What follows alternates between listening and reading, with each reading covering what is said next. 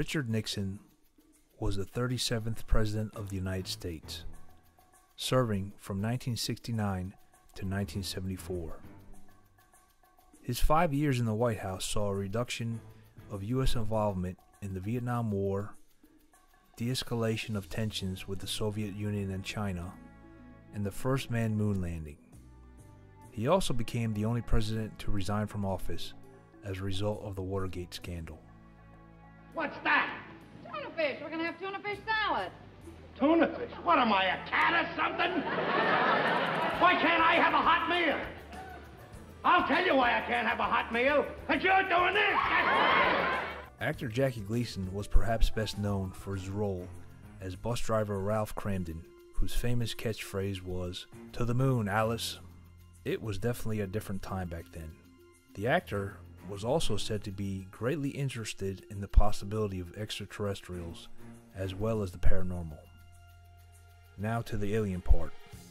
No, not the thousands of illegally crossing our border daily. I'm talking about space aliens.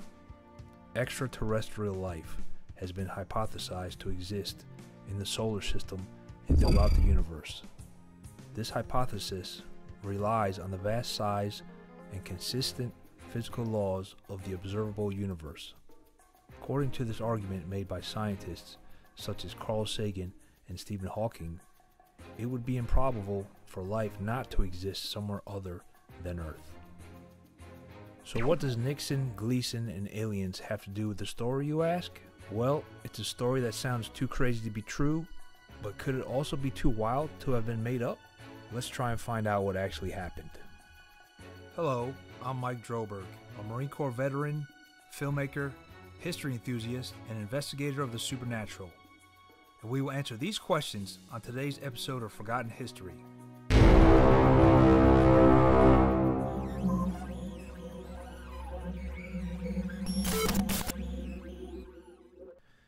Jackie Gleason was a friend and frequent golfing buddy of President Richard Nixon.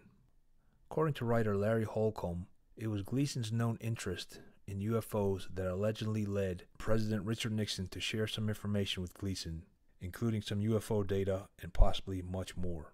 But let's go back to how this story leaked out. Gleason met his second wife, Beverly McKittrick, at a country club in 1968, where she worked as a secretary. Shortly thereafter, the two were married in Ashford, England, on July 4th, 1970. However, the marriage lasted only 4 years, and in September 1974, Gleason filed for divorce from McKittrick. She contested the divorce, asking for a reconciliation, but the divorce was granted on November 19, 1975.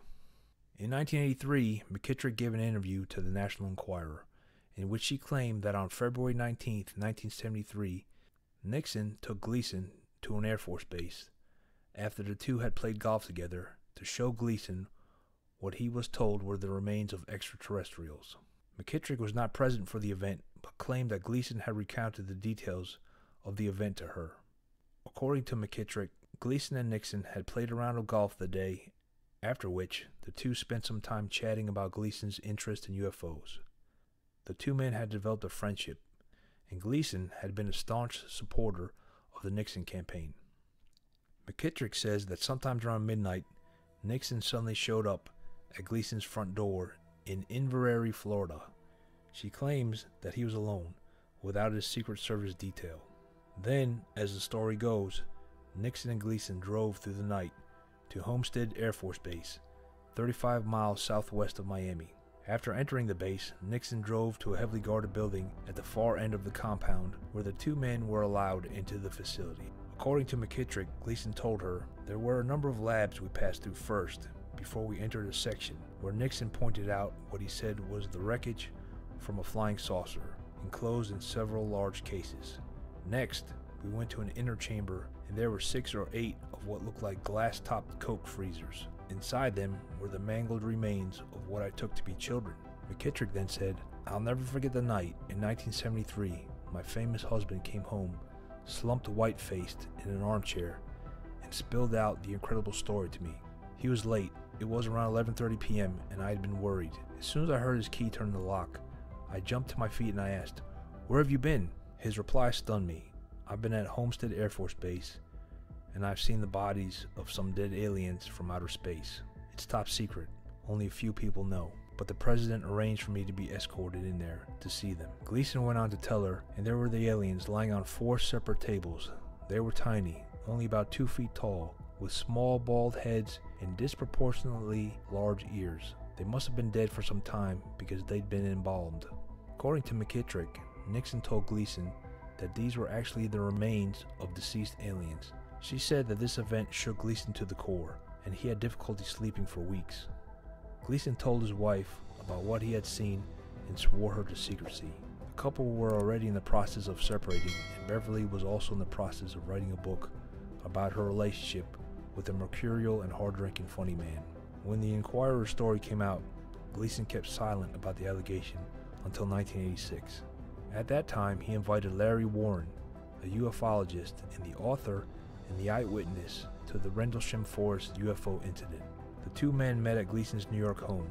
According to Warren, after a few drinks, Gleason repeated the story to him. Gleason died a year later in 1987. Supposedly, the only persons he told about the incident were McKittrick and Warren.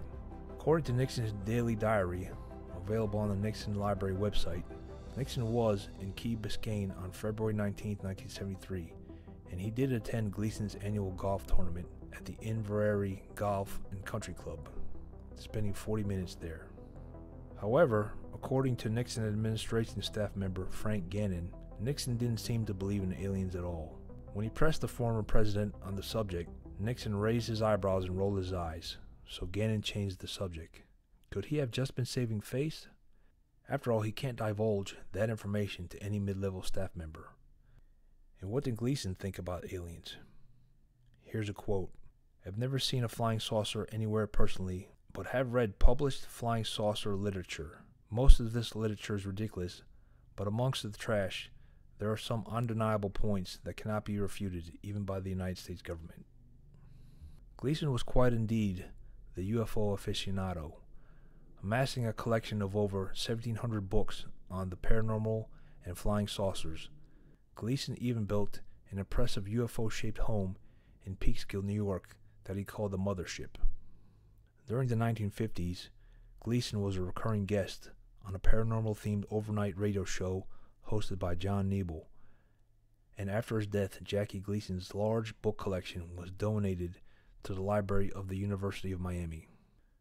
So, from what I can tell, there are 3 possibilities for the origin of this story.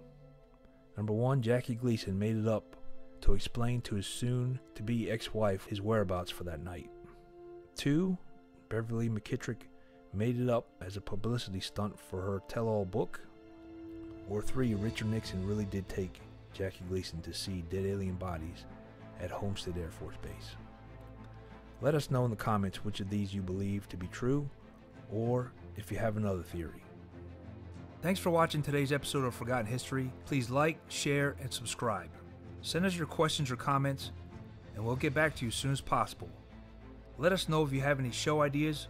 We're always looking for new topics to discuss, and we'd love to hear from you. Thanks again. Until next time.